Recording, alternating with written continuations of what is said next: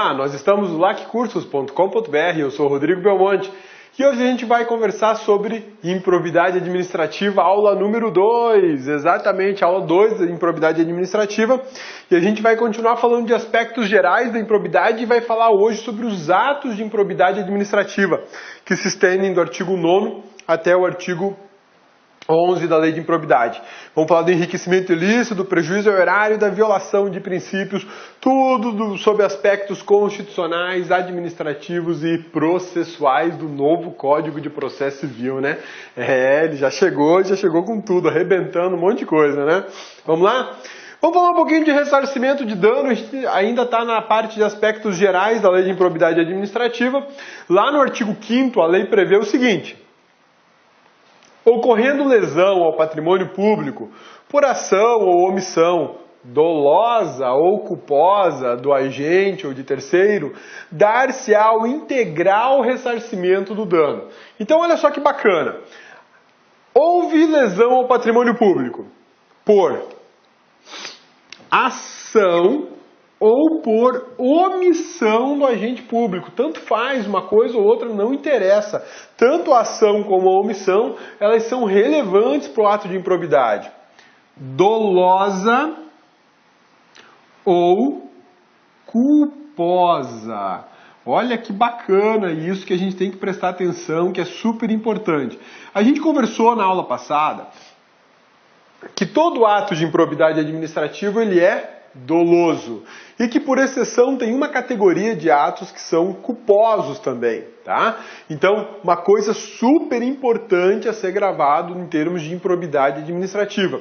O ato de improbidade administrativa ele é via de regra doloso, beleza? Doloso, ótimo.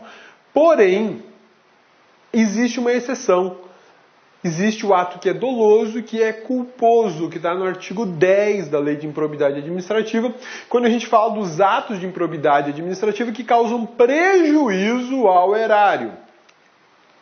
A primeira classe de atos de improbidade administrativa está previsto no artigo 9º, que fala de enriquecimento ilícito por ato de improbidade administrativa. A segunda categoria são os que dão prejuízo ao erário. Estes que dão prejuízo ao erário podem ser dolosos ou culposos. E uma terceira categoria que é só dolosa também, é só doloso o ato, que é o de desrespeitar princípios constitucionais ou princípios aplicados à administração pública. Então, aqui no artigo 5º, ele deixa muito claro que ação ou omissão, dolosa ou culposa, que cause dano, ensejará o integral ressarcimento desse dano. Isso aqui está ligado diretamente o que a Constituição da República fala no artigo 37, parágrafo 4º. Lá na Constituição Federal, no 37, parágrafo 4º, fala justamente de que os agentes, os autores de ato de improbidade administrativa, eles terão que, havendo dano, ressarcir, reparar o dano de forma integral. Aliás, não precisa ir muito longe. O fato de que uma pessoa cause dano para a administração pública, ela vai ter que ressarcir a administração. Isso faz parte da responsabilidade civil de todo cidadão. Ocorre que aqui na improbidade administrativa, essa responsabilidade ela é tratada de forma mais precisa, né? E você precisa identificar, para responsabilizar o agente de improbidade, você precisa indicar qual foi a ação, qual foi a omissão, e se ela foi dolosa ou se ela foi culposa. Porque se ela foi culposa e foi de enriquecimento ilícito, mas causou dano ao erário, necessariamente ele não vai ter que responder. Se ela foi uma ação culposa, uma ação ou uma omissão culposa de desrespeito a princípios constitucionais, ele também não vai precisar responder. Porque a exigência é que ação ou omissão dolosa ou culposa que houver dano, a pessoa repare. Mas nós temos duas categorias em que não se admite o ato culposo. Então, se nessas duas características eu praticar o ato culposo, eu não vou ter que ressarcir, caso exista dano, tá? Entendeu?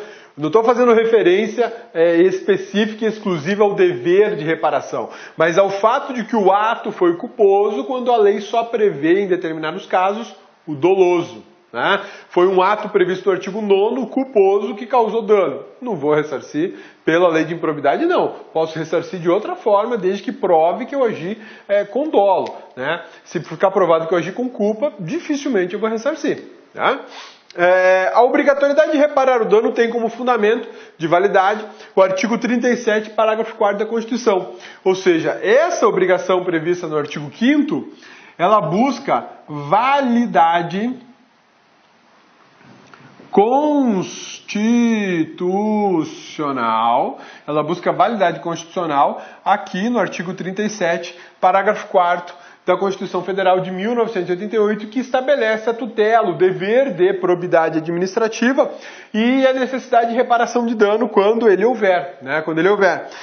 O dano causado deve ser reparado independente de ação ou omissão dolosa ou culposa. O dano causado deve ser reparado independentemente de ação dolosa ou culposa.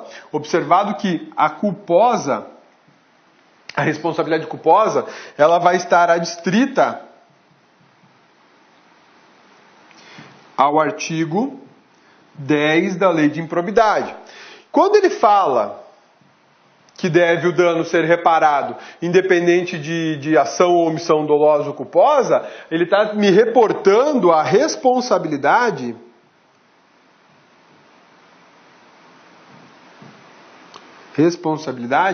civil. Não é especificamente a da lei de improbidade, mas sim a da responsabilidade civil. Beleza? Olha só. Os atos de improbidade administrativa importarão a suspensão dos direitos políticos, a perda da função pública, a indisponibilidade dos bens e o ressarcimento ao erário na forma e gradação previstas em lei sem prejuízo da ação penal cabível. Isso aqui é uma afirmação muito tranquila e clara de que o ressarcimento ele é induvidoso, ele vai acontecer, né? E que a lei de improbidade administrativa, ela nos autoriza, além do ressarcimento, a suspensão de direitos políticos, a perda da função pública, né? Indisponibilidade de bens, e aí isso entra justamente no ponto em que o ressarcimento de danos acaba ganhando um reforço baseado justamente na indisponibilidade de bens. Causei o dano, me recuso a pagar. Então eu vou no seu patrimônio. E a lei de improbidade prevê, aí vem o pulo do gato, né? Ela prevê um sequestro, uma cautelar de sequestro. Só que a cautelar de sequestro não existe mais. Não existe mais, acabou. Com o novo Código de Processo Civil, a cautelar de sequestro desapareceu. Então hoje a gente tem que usar o termo indisponibilidade de bens e justificar isso como uma tutela de urgência, talvez, lá do Código de Processo Civil, do novo Código de Processo Civil. Mas o fato é que o ressarcimento de bens não vai ser só por uma imposição judicial ou uma determinação da administração de que você deve ressarcir. Mas vai ocorrer, caso você se recuse a fazer, por indisponibilidade de bens. É o sequestro do seu patrimônio. Seu patrimônio vai ficar bloqueado. Se você tem carro, casa, dinheiro do banco, isso tudo fica bloqueado e você não pode dispor desses valores até que o dano seja ressarcido ou até que prove que você não tem responsabilidade sobre esse ponto, né, sobre essa questão. Qual que é a posição do STJ sobre essa questão? O requisito do periculo in mora, implícito no artigo 7º, parágrafo único da Lei 8429, que visa assegurar o integral ressarcimento de eventual prejuízo ao erário, o que inclusive atende à determinação contida no artigo 37. O STJ diz o seguinte, que o ressarcimento deve ocorrer para assegurar a reparação integral do dano, ok?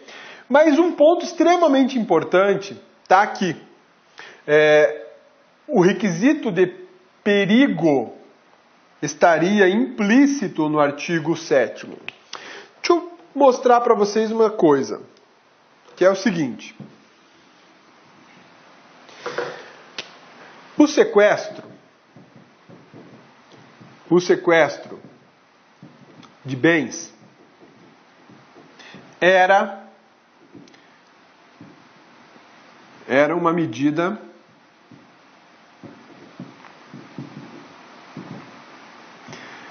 cautelar, previsto no CPC de 73.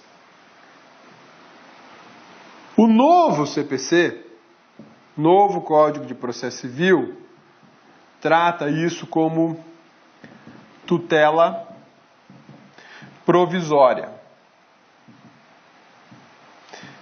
E aí ela pode ser uma medida de urgência. Esta urgência, segundo o STJ, ela é implícita no artigo 7º da 8429. É a lei de improbidade. 8429, 92, que é a lei de improbidade. Muita gente defende que a urgência, a tutela, o perigo na demora deveria ser provado. Ficar provado necessariamente um fato que na sua existência impediria, por exemplo, a efetiva reparação. Ocorre que o STJ tem o entendimento de que o perigo na demora é inerente à medida, é inerente ao artigo 7º, ele já está implícito ali. Eu penso que é um posicionamento um tanto duro, né? Porque enquanto todo o sistema processual exige a prova do perigo na demora de uma decisão, ou exige a prova de um dano irreparável, irreversível, de difícil reparação, o STJ solta uma canetada dizendo assim, não, está implícito ali, mencionou o artigo 7º é porque a situação é complicada, né? E isso estaria de acordo com o que fala o artigo 37, parágrafo 4º, né? Essa regra é direcionada ao agente público e ao particular que tem o dever de ressarcir. Porque a gente bem viu na aula passada que a improbidade administrativa ela pode ser praticada tanto pelo particular como pelo agente público. O particular na condição de beneficiário, na constituição de coautor do ato de improbidade, na condição daquele que fomentou, de que promoveu, de que de alguma forma instigou ou induziu o agente público a praticar o ato de improbidade administrativa. Mas o dever de reparação recai sobre ambos. E isso é um ponto extremamente importante dessa lei, porque muitas vezes o maior beneficiário é o particular e não é o agente público. Em caso de superfaturamento, por exemplo, a maior parte do dinheiro não fica com o agente público, fica com o particular. O agente público acaba ganhando uma comissão, digamos assim. Havendo enriquecimento ilícito, o agente público ou particular perderão o acréscimo patrimonial decorrente da improbidade. Isso aqui é extremamente interessante, né? Você, além de ter que ressarcir o dano causado, você vai perder o patrimônio que foi acrescido ilegalmente enfim, o patrimônio que aumentou na sua mão, né? Milagrosamente você tinha um patrimônio de 100 mil reais e depois de ser deputado federal ou estadual por 2 mandatos, seu patrimônio agora é de 100 milhões de reais, né? Em 8 anos você fez uma multiplicação financeira invejável até a Midas, né? O rei Midas não chegava à tua capacidade de produção de riqueza. Então a ideia aqui é que a punição seja severa. Além de você ter que ressarcir o dano causado pelo teu ato de improbidade, caso você tenha enriquecido ilicitamente, você vai perder o patrimônio que você acresceu de forma ilegal, de forma indevida. E esse é um ponto bacana porque quando o servidor toma posse, ele faz uma declaração de bens, né? O servidor toma posse, ele declara os seus bens. E aí, de repente ele aparece milionário do dia para a noite. Vamos olhar a posse dele, vamos olhar a declaração de bens dele. Alguns agentes públicos, quando tomam posse de algum cargo, já mostram a sua declaração patrimonial e ela é invejável a qualquer magnata, né? Mas em determinadas circunstâncias, como o Cabeça, por exemplo. O Cabeça, quando tomou posse, tinha uma bicicleta e alguns livros de direito. O patrimônio do Cabeça era esse. Hoje o Cabeça tem carro, tem casa, não é nenhum milionário, mas durante anos de trabalho conseguiu reunir algum patrimônio. Alguns servidores que chegam na mesma situação que o Cabeça chegou no serviço público, sem patrimônio, podem, de repente, em 3, 4 anos, ficar milionários. E isso é suspeito, porque o serviço público não foi feito para enriquecer ninguém. O serviço público ele é feito para dar uma assistência à sociedade mediante pagamento de uma remuneração do servidor que dê a ele uma condição de vida digna, né? E aí, se você tem um enriquecimento ilícito, é justo que você perca, sim, esse valor acrescido indevidamente no seu patrimônio. Esse valor não merece ficar contigo, tá? Bloqueio de bens para o ressarcimento está previsto no artigo 7º. Prevê... Olá, meus amigos, minhas amigas. E aí, gostou da aula do professor Rodrigão, professor Cabeça? Aula top de linha, não é isso? Gente, presta atenção. Essa videoaula que você assistiu é apenas um pequeno trecho da aula completa do professor Rodrigo. Tá? É um pequeno trecho, em torno de 20% aí da videoaula dele. Se você quer assistir essa videoaula inteiraça até o final, tá certo? Aliás, quer fazer o curso de Direito Administrativo do professor Rodrigão, professor Cabeça aqui, acesse o nosso site, porque nós temos uma isolada específica de Direito Administrativo, temos também de Direito Constitucional do grande professor Rodrigo Belmonte, né? Vamos lá, investimento, apenas R$ 80. Durante esse período, esse curso, você pode assistir ele durante 60 dias. Nesses 60 dias você pode assistir quantas vezes quiser, na hora que desejar. Essa isolada possui atualmente 96 aulas, né, e diversos assuntos aí específicos de direito administrativo, e tem uma carga horária de 147 horas, é isso mesmo, né? Ou seja, não é um curso superficial, é um curso realmente onde você não vai praticar o auto-engano, você vai aprender com profundidade, você vai adquirir a teoria suficiente para você compreender e, claro, ficar competitivo e acertar as questões de concurso. Então, nós aqui da LAC esperamos vocês. Um forte abraço, fique com Deus, tchau, tchau, fui. Clique LAC.